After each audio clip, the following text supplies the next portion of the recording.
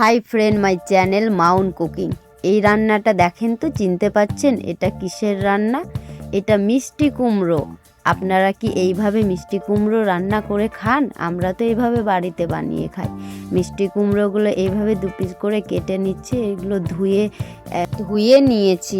এবার কড়াইয়ে তেল দিয়ে দিচ্ছি। তেল দিয়ে পেঁয়াজ দিয়ে দিচ্ছি। এবার পেঁয়াজ দিয়ে মিডিয়াম আঁচে লাল লাল করে পেঁয়াজগুলো ভেজে নেব। পেঁয়াজগুলো লাল লাল করে ভেজে নিয়ে লঙ্কা চিড়ে রেখেছি সেটা দিয়ে দিচ্ছি। এবার আদা রসুন বাটা দিয়ে দিচ্ছি। দিয়ে একটু নাড়িয়ে নেব। নাড়িয়ে নেওয়ার পর মিষ্টি কুমড়োগুলো তাতে ঢেলে দিচ্ছি। এই ঢেলে দিলাম। এবার এটা অল্প আছে নাড়িয়ে নেব। মিষ্টি কুমড়ো যারা খেতে চায় না তাদেরকে এইভাবে রান্না করে দেবেন, খেতে খুব ভালো লাগবে। লবণ দিয়ে দিলাম। এবার ধনে জিরে গুঁড়োটাও দিয়ে দিচ্ছি, হলুদ গুঁড়ো দিয়ে দিচ্ছি।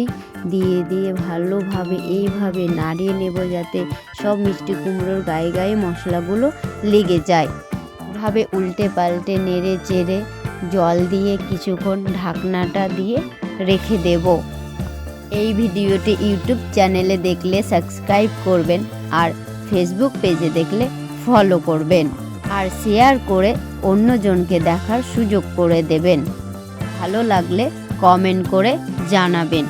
এই দেখেন হয়ে এসেছে। এবার উপর থেকে আমি স্বাদ মতো একটু চিনি দিয়ে দেব। চিনিটা দিলে রান্নাটার টেস্টই আলাদা হয়ে যায়। রান্নাটা আমার হয়ে এসেছে। এবার আমি আলাদা পাত্রে ঢেলে নিয়েছি। এই দেখেন, এইভাবে একবার বানিয়ে দেখবেন, খাবেন, খুব ভালো লাগবে খেতে। আবার একটা রেসিপি নিয়ে নেক্সট ভিডিওতে দেখা হচ্ছে।